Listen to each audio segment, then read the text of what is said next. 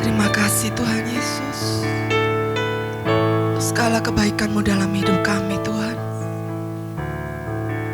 Biar kami punya hati yang bersyukur Bapa, bahwa semua datangnya daripada Engkau Tuhan. Bukan karena kehebatan kami, bukan karena kemampuan kami, tapi semua karena Engkau Tuhan. Semua karena kasih karunia-Mu Tuhan. Semua karena campur tangan-Mu Tuhan. Terima kasih Yesus. Amen Yesus. Bukan karena kebaikanku, bukan karena kekuatanku, tapi semua karena Tuhan. Dia berikan anugerahnya. Bukan karena kehebatanku, bukan karena kemampuanku, tapi karena Tuhan ingat, Dia tepati janjinya. Semua karena anugerah-Mu, semua karena kemurahan-Mu, semua karena campur tangan-Mu. Kini semuanya untuk kemuliaan-Mu.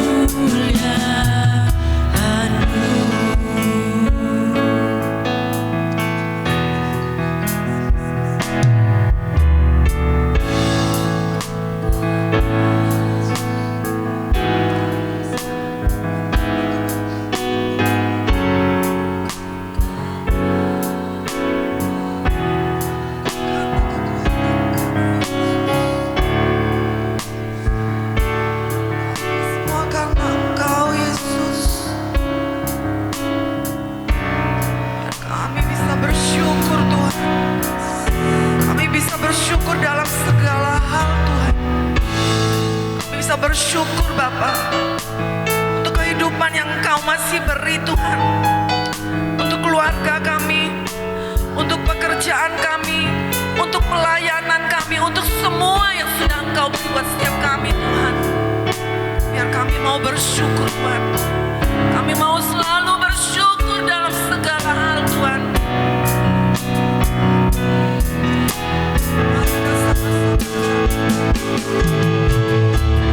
Semua karena anugerah-Mu, semua karena kemurahan-Mu, semua karena campur tangan-Mu.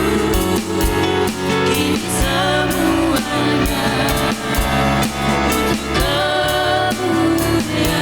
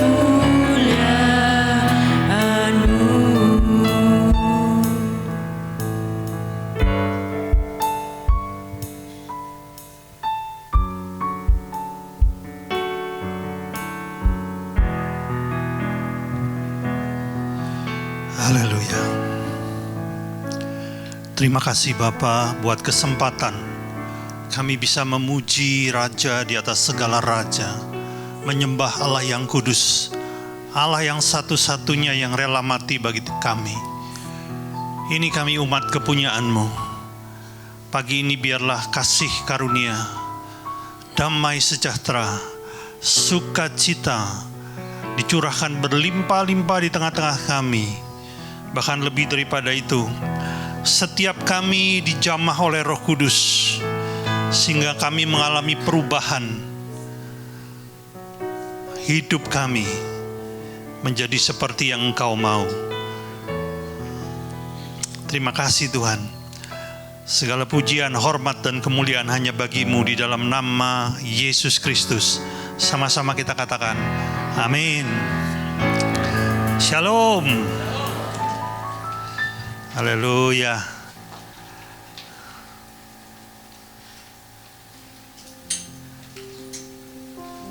Oke. Ada yang ingat? Bukan pengerja tentunya ya. Ada yang ingat tanggal ulang tahun gereja kita?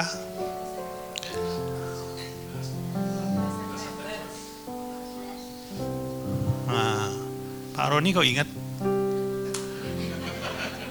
Soalnya Pak Roni ini setiap minggu hadir. Ada hadiahnya Pak, nanti setelah ibadah ya Pak ya. Haleluya.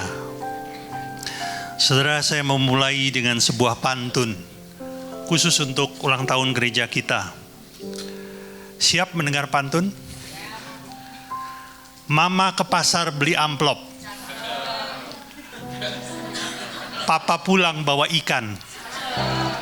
Selamat ulang tahun GBI Hope. Jangan lupa ajak kita makan. Haleluya. Puji Tuhan. Ya, hari ini kita bersuka cita karena kita merayakan ulang tahun yang ke-14 dari gereja kita. Sebenarnya jatuhnya pada tanggal 12 September. Seperti yang disampaikan Roni tadi. Saudaraku, bila kita melihat ke belakang sebentar, pada perjalanan gereja kita, sesungguhnya kita bisa melihat ada banyak perbuatan Tuhan. Ada banyak kasih karunia. Di sana ada visi, ada tuntunan ilahi, ada penyediaan, ada pemeliharaan, ada pertolongan Tuhan, dan ada kasih karunia. Ya, oleh karena itu saya nggak mau berbicara terlalu panjang hari ini. Saudara, saya percaya Anda sudah tergoda melihat makanan yang ada di depan tadi. Jadi saudara pasti berdoa juga, Tuhan biar hari ini khotbahnya sependek mungkin ya. Haleluya. Saya mengerti isi hatimu. Satu ketika saudara, ketika saya masih di Jakarta, pada saat itu saya sudah memperoleh sebuah tuntunan ilahi di mana saya harus meninggalkan kota Jakarta untuk memulai pelayanan di kota ini, saudaraku. Nah, ada seorang hamba Tuhan yang belum berapa lama saya kenal. Namanya Ibu Esther Caroline. Pada saat itu beliau berusia sekitar 65 tahun. Dan tanpa saya minta, mungkin itu gerakan dari Tuhan juga. Ketika saya ceritakan rencana saya bahwa saya akan meninggalkan Jakarta, saya akan tutup semua usaha saya, dan saya akan melayani Tuhan di kota Malang. Yang bersangkutan ini secara diam-diam berdoa dan berpuasa. Dan beberapa hari kemudian setelah dia berdoa dan berpuasa, dia menghubungi saya. Saya perlu ingatkan, saya nggak terlalu kenal dengan dia, karena baru kenal lah. Cuma saya tahu dia seorang hamba Tuhan senior di Jakarta. Dan dia bilang begini, Pak Hari, saya sudah berpuasa bagi rencana Bapak. Dan saya memperoleh sebuah pesan yang harus saya sampaikan, yang hanya terdiri dari 2 ayat. Ya, saya mau ngajak kita membuka ayat ini, yaitu Yesaya 45 ayat 2 dan ayat 3 ya. Saya akan bacakan buat saudara. Bunyinya demikian. Aku sendiri hendak berjalan di depanmu. Dan ini memiliki arti bahwa berdirinya gereja GBI Hope itu adalah inisiatif Tuhan, bukan kehendak manusia. Dan Tuhan sendiri yang berjanji akan menuntun perjalanan gereja ini. Bukan kepandaian manusia atau program-program yang bisa dibuat oleh manusia, tapi Tuhan sendiri yang akan menuntunnya. Saya lanjutkan. Dan hendak meratakan gunung-gunung, hendak memecahkan pintu-pintu tembaga, dan hendak mematahkan palang-palang besi. Ini bicara bahwa pada perjalanannya, gereja ini akan banyak menghadapi rintangan, menghadapi masalah, kesulitan, bahkan sampai fitnahan. Dan ini sudah terbukti, saudaraku. Tapi Tuhan akan memampukan gereja ini melewati semuanya. Ya. Jadi ayat yang pertama ini sudah terjadi, saudaraku. Lalu ayat yang ketiga, aku akan memberikan kepadamu harta benda yang terpendam dan harta kekayaan yang tersembunyi. Harta di sini bukan bicara emas, perak atau uang, tapi bicara sesuatu yang berharga di hadapan Tuhan, bukan di hadapan manusia. Kita tahu bahwa hal yang berharga di hadapan Tuhan itu berbeda dengan yang di hadapan manusia. Amin. Dan yang dia maksud itu bisa banyak, namun dalam hal ini saya sebut 3 saja. Yang berharga di hadapan Tuhan pertama adalah jiwa-jiwa. Jiwa-jiwa itu sangat berharga. Oleh karena dia rela tinggalkan surga, mati di atas kayu salib, hanya untuk melihat jiwa-jiwa diselamatkan, menebus Anda dan saya dari segala dosa. Jadi jiwa itu adalah harta yang berharga ya bagi Tuhan. Yang kedua, harta yang berharga ini bisa bicara juga pengajaran yang benar. Pengajaran yang membuat Anda mengalami pertumbuhan rohani, yang membuat hidupmu berbuah lebat dan memuliakan Tuhan. Dan yang ketiga, harta yang berharga ini juga bicara kuasa ilahi. Karena sesungguhnya Anda merasa iya atau tidak, kita ini perlu pertolongan Tuhan hari lepas hari. Bahkan di saat-saat tertentu Anda mungkin bisa berteriak kepada Allah, Tuhan, aku perlu mujizat-Mu untuk membuka jalan bagiku. Haleluya. Saudara, saya ingat setelah saya tiba di Malang, saya tidak serta-merta membuka gereja, karena pada saat itu ada keraguan-raguan juga. Karena saya ini bukan siapa-siapa, dan saya tidak punya relasi yang cukup banyak di kota ini. Waktu itu saya bilang sama Tuhan begini, Tuhan, tolong kasih konfirmasi, yaitu adakan mujizat. Adakan mujizat. Sebelumnya saya tidak pernah mengadakan KKR kesembuhan. Sebelumnya. Tapi ketika saya menginjakan kaki saya di kota Malang, hal yang pertama saya buat adalah saya mengadakan KKR kesembuhan. Dan saudara tahu apa yang terjadi ketika seseorang hamba Tuhan yang tidak dikenal mengadakan KKR kesembuhan. Tentunya yang datang gak mungkin ribuan, saudaraku ya. Seperti kemarin ada seorang hamba Tuhan yang sangat dikenal dari Balikpapan, yaitu Pendeta Andi Simon, datang ke kota Malang melakukan KKR kesembuhan. Ya tentu saja yang datang bisa ribuan, bahkan tempatnya gak mencukupi. Tapi siapakah saya, saudara? Dan hari itu yang datang hanya 80 orang. Hanya 80 orang. Itu pun karena upaya dari teman-teman yang membantu. Tapi tahukah saudara, mujizat terjadi. Orang-orang disembuhkan. Nah salah satunya ada yang saya rekam. Cuma karena ini rekaman tahun 2010, pakai kamera jadul saudaraku, sehingga rekamannya sangat buruk ya. Tolong disiapkan dulu judulnya KKR.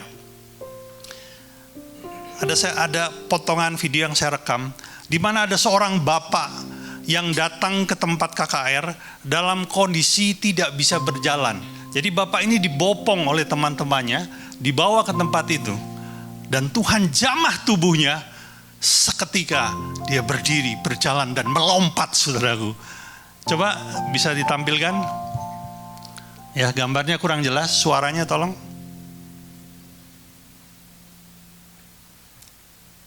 Suaranya?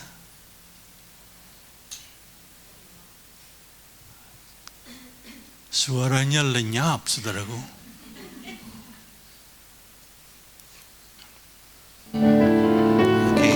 di sebelah sini. Waktu itu tidak bisa berdiri atau tidak bisa berjalan. Kalau buat jalan sakitnya bukan main. Iya. Buat lari nggak bisa. Buat lari nggak bisa. Buat loncat nggak bisa. Wah, tambah sakit itu. Nah, saya minta sekarang Bapak loncat 10 kali, Pak. 10 kali. Ya, loncat.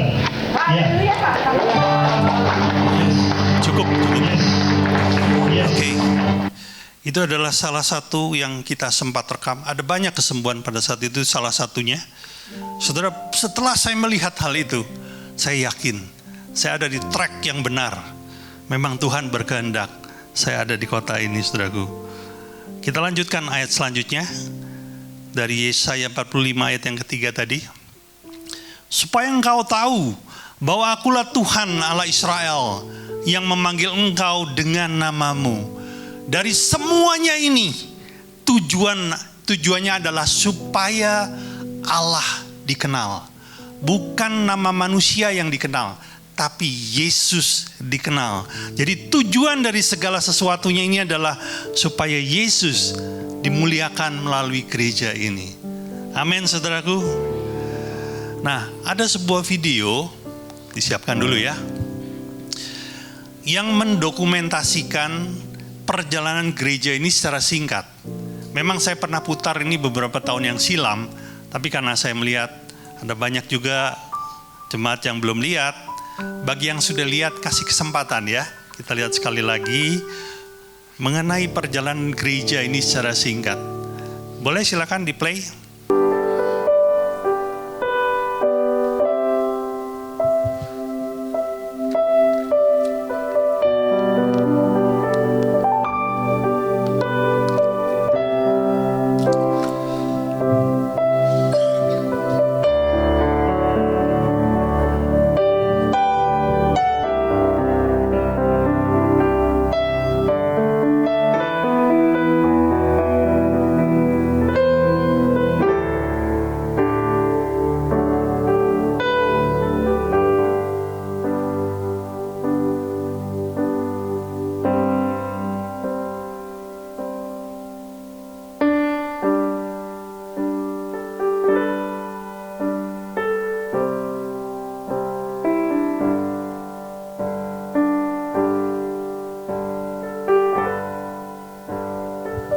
Ini adalah tempat ibadah yang pertama, saudaraku.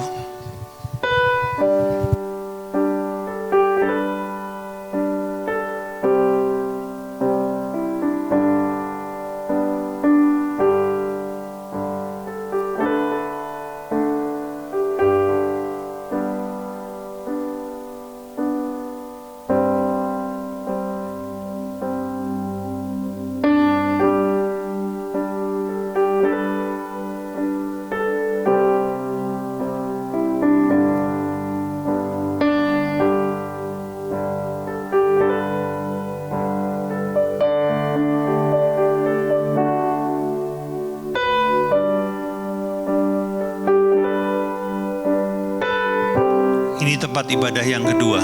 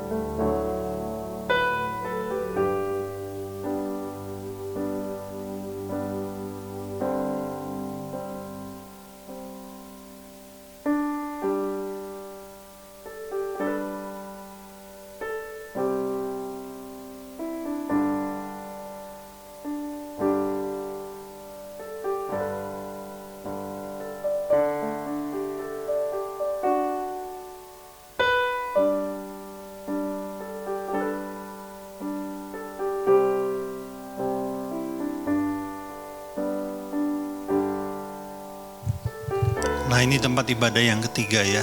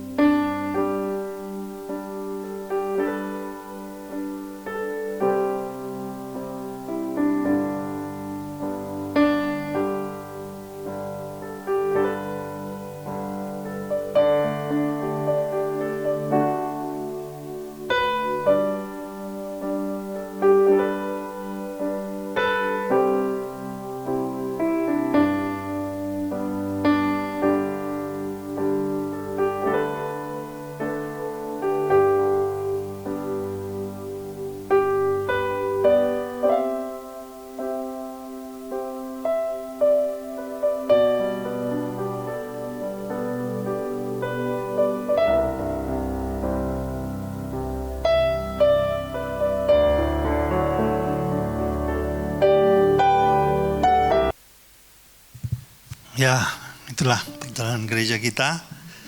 Itu sampai sebelum COVID. Ya, sebelum COVID. Haleluya. Ada banyak dari saudara yang bersama dengan kita sejak dari gereja ini didirikan. Ya, Udin dulu masih kurus, saudara. Ada satu hal yang tidak berubah dari Udin. Sampai hari ini beliau masih single. Jadi kalau ada yang tertarik, boleh daftar. Ya. Sudah pelayanan, sudah punya penghasilan, sudah mapan, saudaraku. Haleluya. Ya. Kalau saudara memperhatikan Yoel sama Caleb, kok beda banget ya. Emang dari kecil udah gak sama, saudara ya. Caleb itu, aduh, luar biasa itu. Saudara, ada satu peristiwa yang saya tidak pernah bisa lupakan. Buat orang lain ini mungkin bukan masalah yang besar, tapi bagi saya waktu itu yang sedang belajar untuk mempercayai Tuhan menjadi sebuah hal yang sangat besar, hal yang sangat sulit. Kira-kira terjadi di tahun 2012, 12 tahun yang silam, ketika gereja ini sudah mulai berjalan. Namun jumlah anggotanya belum terlalu banyak. Dan hari lepas hari, kondisi keuangan gereja semakin menipis. Sampai pada satu titik betul-betul menipis ya. Jadi saya berdoa dalam hati saya dan saya berkata kepada Tuhan, saya meninggalkan Jakarta karena saya belajar mempercayai Engkau. Dan sampai ke titik manapun, saya nggak mau minta-minta sama orang. Saya nggak mau berhutang. Tapi seakan-akan Tuhan tidak menjawab apa-apa. Ya. Sampai satu hari ketika saya ada pelayanan baptisan, saya meminjam kolam baptisan yang waktu itu ada karena tempat kita belum ada kolam baptisan ya, jadi kita pinjam di sebuah panti jompo. Kalau sudah mau tahu namanya panti jompo Siloam. Dipinjamkan secara gratis, orangnya sangat baik, pengelolanya, bahkan akhirnya saya berjumpa dengan pemiliknya. Pemiliknya adalah seorang janda yang kira-kira berusia di atas 65 tahun, bernama Bu Yani, dan ibu ini saya berkenalan dengan beliau dan saya sempat ngobrol banyak dan menanyakan apa alasan ibu membuka panti jompo. Karena sebagian besar dari orang-orang tua yang ditampung di sana itu orang-orang yang nggak mampu, jadi mereka nggak bayar, mereka ditampung secara gratis. Mereka dikasih kamar, dikasih makan 3 kali sehari, bahkan seminggu sekali mendapatkan pemeriksaan dokter untuk hal-hal yang mendasar. Saya bilang, apa tujuan ibu membangun ini? Dan cerita banyak hal. Sampai saya bertanya kepada satu hal, Bu, apakah ibu tidak pernah mengalami kesulitan keuangan dalam mencukupi kebutuhan operasionalnya? Dan dia bilang, oh itu berkali-kali Pak Hari. Lalu dia cerita satu hal yang amat menarik. Dia bilang begini, Pak Hari, satu hari karena kondisi gedung kami sudah mulai jelek, akhirnya saya memutuskan dengan uang yang ada untuk mencat ulang, ya, karena mulai banyak yang terkelupas gitu ya, dicat ulang. Dan dia panggil tukang, dia beli cat, cukup banyak dia beli cat ya, mungkin ada 15 pil yang isinya ya 15 galon yang kira-kira beratnya 25 kilo per galon ya. Dia panggil tukang dan itu dikerjakan. Sampai ketika hampir selesai, bapak tukang itu datang kepada ibu ini sambil membawa galon terakhir. Dia bilang, Bu, ibu lihat ini, isinya tinggal 1/4. Dan ini nggak cukup. Paling tidak kita harus beli 1 galon lagi untuk sisa yang belum dicat. Dan tukang cat ini adalah bukan orang Kristen, orang Kedar. Dan ibu ini dia cuma lihat galonnya. Dia bilang begini, Pak, saya sudah nggak punya uang. Mari kita berdoa saja. Dan bapak ini merasa salah dengar. Bukan doa Bu, perlu duit katanya gitu. Bukan doa, uang buat beli cat kata dia. Karena dia bukan orang percaya saudaraku. Dan tanpa dijawab, ibu ini langsung berdoa, Bapa di surga, tinggal ini yang kami punya. Kami minta tolong. Cuma itu aja, sederhana sekali. Sambil ibu ini memejamkan mata, dan bapak itu memegang galon itu sambil bingung, ini ngapain nih? Sedang apa ini? Lalu tiba-tiba bapak itu berteriak histeris. Wow!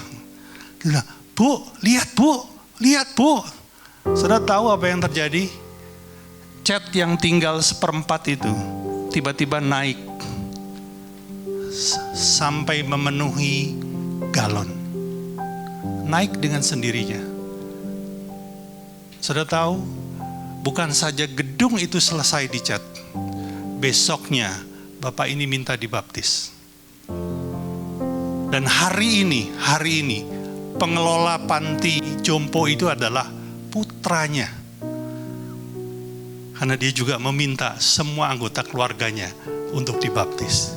Dia bilang, saya tidak pernah lihat Allah yang seperti ini.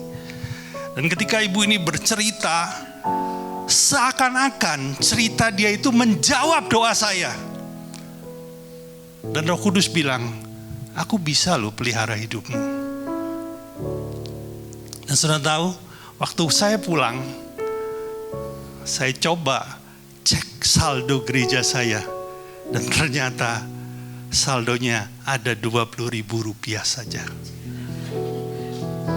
Saya bilang, Tuhan, Engkau bisa buat itu sama ibu itu.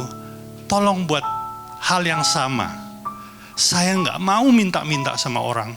Saya selalu bilang sama orang, Allahku itu hidup dan ajaib. Kalau aku percaya, kalau aku hidup sesuai dengan firman-Nya, Dia pasti cukupi aku. Malu aku kalau minta-minta sama orang, apalagi ngutang. Saya nggak mau. Dan keesokan harinya, saya cek lagi saldonya, masih tetap 20.000, saudara. Akhirnya saya nggak bisa mikir, otak sama iman nggak sejalan, saudaraku. Daripada pusing, saya tahu saya nggak mau cerita sama istri saya, karena saya khawatir dia panik ya. Saya bilang, yuk kita makan pecel aja. Jadi saya ajak dia keluar, saudaraku. Setelah dia menyapu seluruh isi rumah, mengepel seluruh isi rumah, lalu dia kunci rumah, dan kita keluar, dia kunci pintu gerbang. Saya nggak cerita apa-apa tentang hal itu. Tapi ketika saya pulang, saudara, ada satu hal yang mengagetkan saya. Kita tinggalkan rumahnya 30 menit. Dan saya tahu isi rumah saya seperti apa. Saya tinggal di sana setiap hari, saudara ya. Saya tahu ya, kalau bicara mengenai uang yang saya simpan, saya tahu setiap laci yang saya isi uang. Saya tahu, dan semua sudah saya korek. Sudah tidak ada sisanya lagi, saudaraku. Dan hal pertama yang saya tuju adalah meja kerja saya. Karena di situ saya mempersiapkan khotbah. Di situ juga saya membuat bahan-bahan komsel. Di situ juga saya membuat hal-hal untuk kebutuhan gereja. Dan ada satu hal yang menarik. Di atas keyboard komputer saya ada setumpuk uang. Jumlahnya nggak banyak, hanya 500.000, 5 lembar uang 100-an ribu. Tapi yang saya tahu pasti, sebelum saya tinggalkan rumah, uang itu nggak ada, saudaraku. Nggak ada. Karena sebelumnya saya sedang bekerja di atas komputer dan di situ tidak ada uang. Waktu saya kembali, kok ada ya? Bagi saudara mungkin Pak berkata, Pak Hari Pikun. Boleh saja, saudaraku, tidak ada yang salah dengan itu. Buat saya berpikir sederhana. Kalau Tuhan bisa turunkan roti mana dari surga, turun dan memberi makan orang Israel, kenapa Dia tidak bisa turunkan uang dari surga? Kadang-kadang kita berpikir, kalau Tuhan hanya bisa kirim berkat lewat manusia. Dan saya mau bilang, sekalipun tidak ada manusia, Dia tetap bisa buat mujizat. Terserah saudara mau menganggap itu kebetulan atau tidak. Pak, apakah uang 500.000 itu cukup? Enggak cukup, saudara. Masih banyak kebutuhan yang lain. Tapi hari itu seakan-akan Tuhan berbicara kepada saya, Har, ini hanya bukti kecil bahwa aku bisa pelihara hidupmu. Dan sejak itu mujizat-mujizat yang lain terjadi. Hari ini 14 tahun kami lewati. Saudara menjadi saksi mata. Tidak pernah sekalipun ada pengumuman di depan sini yang menyatakan gereja perlu uang. Tidak pernah sekalipun. Karena kami percaya Dia mampu. Dia mampu.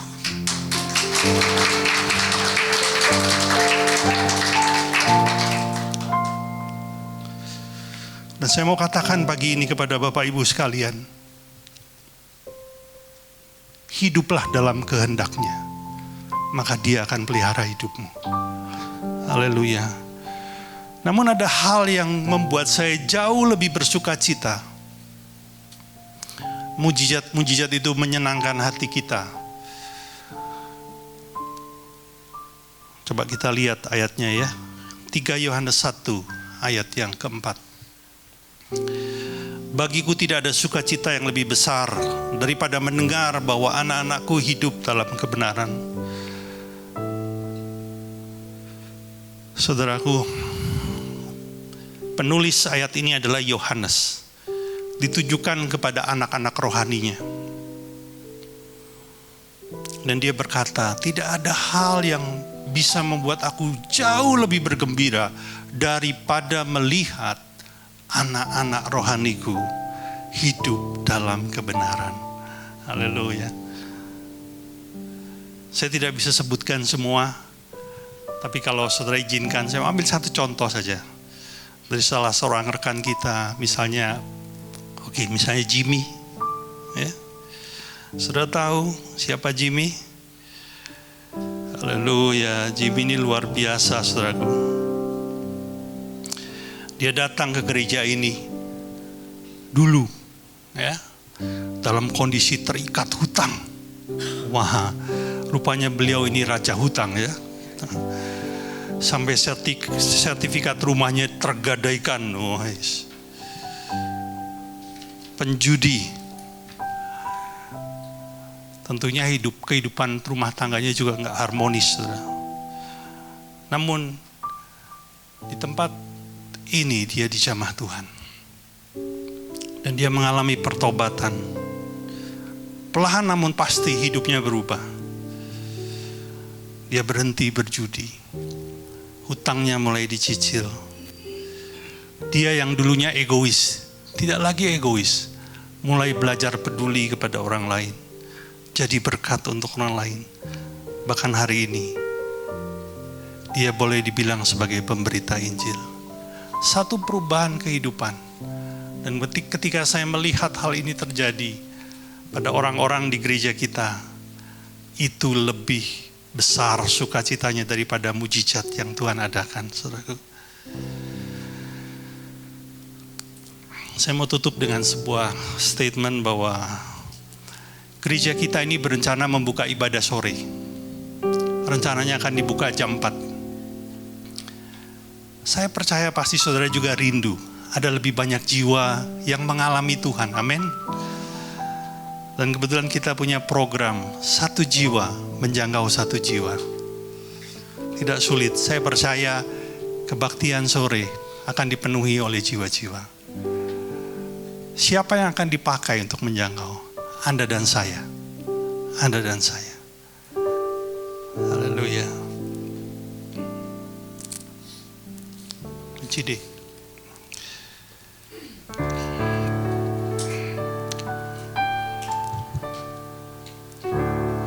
Ku bersyukur buat kasih-Mu menyelamatkan hidupku. Oh Tuhan dan Rajaku, dengan apa kan ku balas anugerah-Mu yang ajaib. Biarlah hidupku selalu menyenangkan hati-Mu. Betapa kagumku melihat perbuatan tangan-Mu.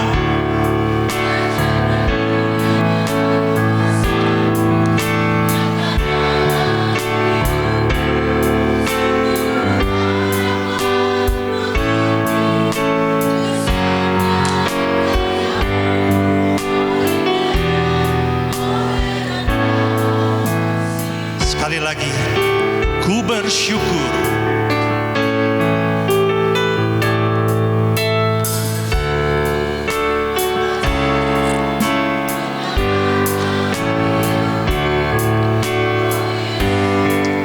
Tuhan dan Rajaku, yes.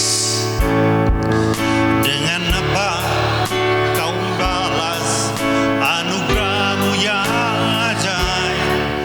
Biarlah hidupku selalu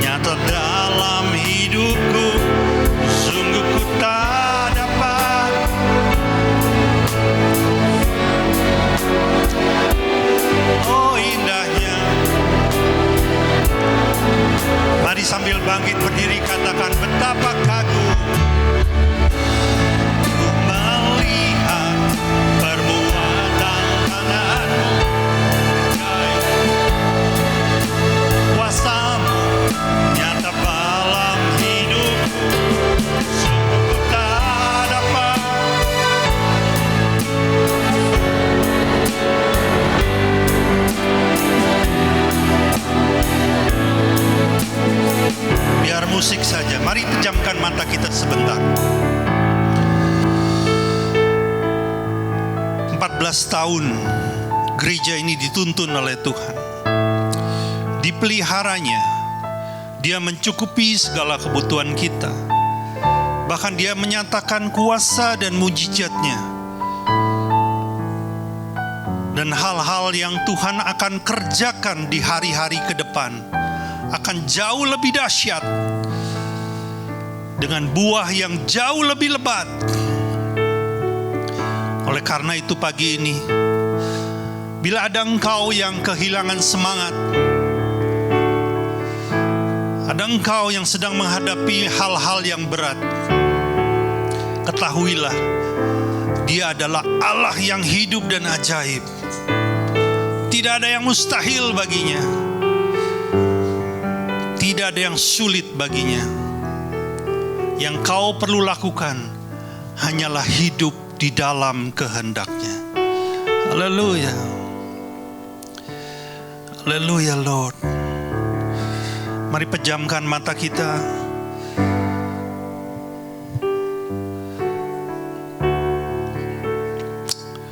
Pagi ini saya akan minta Tuhan menjamah hatimu, menjamah pikiranmu.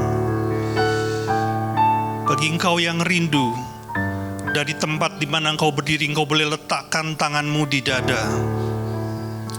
Dan kau berkata dengan suara yang cukup hanya bisa kau dengar sendiri, Tuhan, aku percaya kepadamu.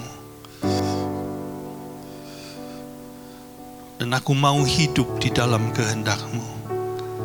Yes. Bapa, engkau mendengar setiap perkataan dari umat-Mu di tempat ini. Nyatakanlah hal-hal yang dahsyat di dalam kehidupan umat-Mu ini. Dan biarlah ini bisa dilihat oleh banyak orang, sehingga nama-Mu dimuliakan. Dan orang bisa mengaku bahwa hanya Yesus saja Tuhan yang hidup dan Tuhan yang sejati. Thank you Lord.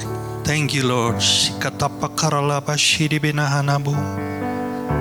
Kidara burlina kana mashide dadado. Shikarala barala bashikide benahana kana burala dade. Hallelujah.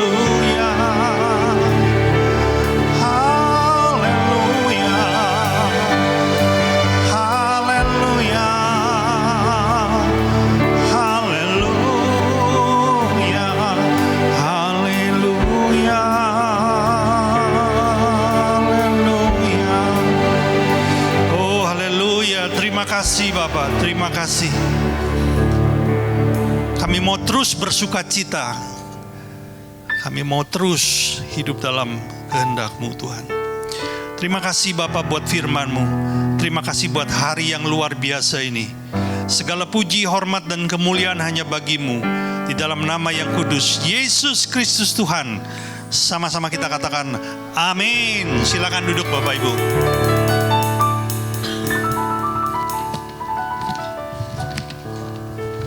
Shalom. Saya akan langsung masuk dalam pengumuman. Bagi Bapak Ibu Saudara yang ingin memberikan persembahan, bisa mengambil amplop yang ada di depan saudara dan memasukkannya ke kotak persembahan setelah ibadah ini selesai. Untuk ibadah hari ini dapat diakses secara online melalui link yang akan dibagikan di grup WhatsApp gereja, kurang lebih nanti jam 1 siang. Untuk membangun keintiman dengan Tuhan, gereja mengajak semua jemaat untuk menyembah Tuhan di rumah masing-masing setiap jam 8 malam. Saudara bisa mengajak seluruh anggota keluarga untuk terlibat dalam penyembahan ini. Doa malam diadakan pada hari Rabu jam 7 malam. Kemudian untuk kelas Alkitab juga diadakan pada hari Kamis jam 7 malam. Bapak Ibu yang ingin hadir dapat hadir 15 menit lebih awal. Komsel Dewasa Muda diadakan pada hari Sabtu jam setengah 4 sore. Untuk tanggal 27 September 2024, Dewasa Muda mengadakan special service bagi mungkin Bapak Ibu Saudara yang memiliki kenalan atau saudara yang berusia 15-28 tahun dan belum berkomunitas, bisa diundang untuk mengikuti ibadah spesial tersebut. Demikian untuk pengumuman, saya undang Bapak Ibu bangkit berdiri, kita akan menutup ibadah ini dengan berdoa.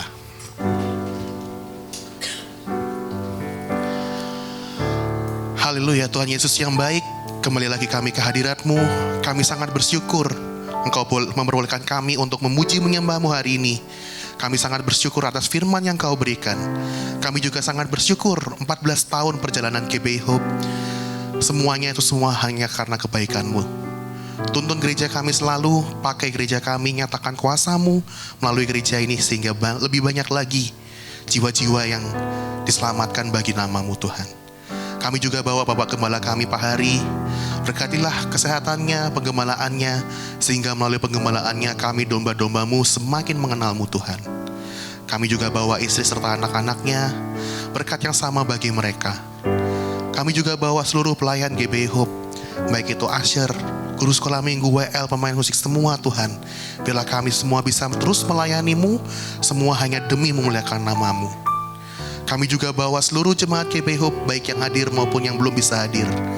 Engkau yang menyertai kami semua. Engkau yang membuat apapun yang kami perbuat, studi, pekerjaan, bisa berhasil dan memuliakan nama-Mu. Pakai kami selalu Tuhan, tuntun kami selalu. Berikan kami jalan keluar bagi setiap pergumulan kami Tuhan. Pakai kami Tuhan. Kami juga bawa bangsa negara ini.